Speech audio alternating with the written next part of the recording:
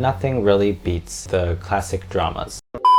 大家好. Hello everyone, it's Tai here. Today we'll be talking about the two most popular Chinese drama genres, which are Wuxia and Xianxia dramas. First is Xianxia drama. The word Xianxia actually came from the Chinese drama 仙剑奇侠传 in 2005. Xian means the word immortal or deity, while Xia means hero. Xianxia dramas are usually influenced by Chinese mythology, Taoism, Buddhism, and many other Chinese cultures. They mostly involve people who cultivate to become a god or an immortal, or they involve humans who have supernatural ability and magic. They also usually include gods and demons. Some classic Xianxia dramas are 白蛇传, The Legend of the White Snake, 仙剑奇侠传, Chinese Paladin, and 西游记, Journey to the West. Some new dramas of the Xianxia category are 陈情令, The Untamed, 琉璃, Love and Redemption, 千古绝尘, Ancient Love Poetry. Now on to Wuxia dramas. Wuxia originated from novels throughout Chinese history, and the Wuxia category got extremely popular after 1950s. They usually include people who practice martial arts, but there are no supernatural powers, no magic, and usually does not involve gods or demons. The people in Wuxia dramas usually use the term Jianghu, which literally translates to rivers and lakes. It is a term to call the society of people who practice martial arts. It's basically like us humans calling the earth the world, except Jianghu only refers to those martial artists. Wuxia dramas can be entirely fictional or they can be historical fiction, while Xianxia dramas are usually based off of legends or myths. Some classic Wuxia dramas are 射雕英雄传, The Legend of the Condor Heroes, 笑傲江湖,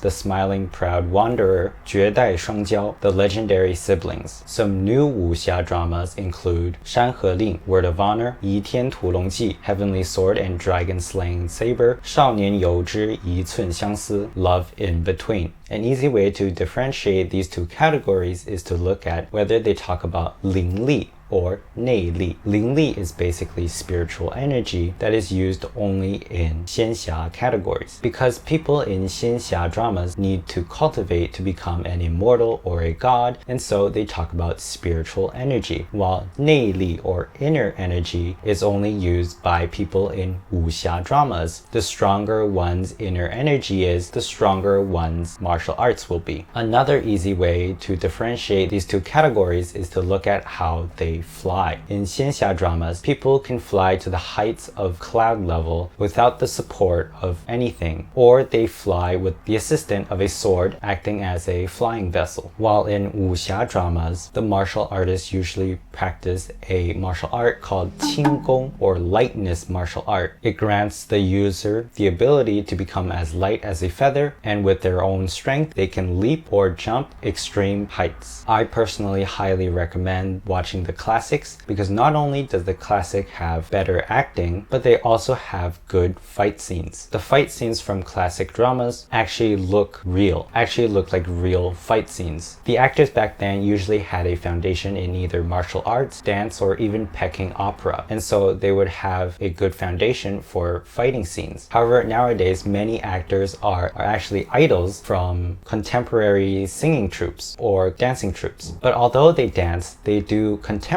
dance, which is very, very different from classic dance. And so it is very different from martial arts as well. But I'll do a video explaining the similarities of Chinese dance and martial arts in another video. Another thing about the fighting scenes is that in the classic dramas, there aren't a lot of cut scenes. They usually film the fight in one big scene or multiple different angles, while in modern dramas, many fight scenes have a lot of CGI incorporated into them instead of actual movement fighting. Not only that, but the angles often switch every couple seconds. And some modern dramas also incorporated a slow motion fighting, which doesn't really make sense because martial art is meant to be fast. There's a saying in Chinese called 天下武功唯快不破. The martial arts of this world, only speed is unbreakable. Martial arts is meant to be fast. the faster, the better. The faster it is, the more effective it is in battle. And so these slow motion scenes really does not make sense. And plus, watching wuxia dramas is meant to be exciting, but when these slow motion scenes come out, you can't really get that much of an excitement from it compared to classic and older dramas. Apart from the fight scenes, classic dramas also have better relationship between couples. Throughout each and every episode, you can see the development of the relationship between the two main leads and other characters. They also have a much better planned out plot, which is mostly because classic dramas are usually based off of novels that were written much earlier. Modern dramas have much better CGI and visuals, but apart from that, nothing really beats the classic dramas. But of course, that is not to say that all modern dramas are bad compared to classic dramas. There are obviously some pretty good dramas out there, but I'm speaking in a general term. That's all for today's video. If you like this video, please give it a thumbs up and subscribe if you like my contents. Thank you for watching, and until next time, 我们下次见。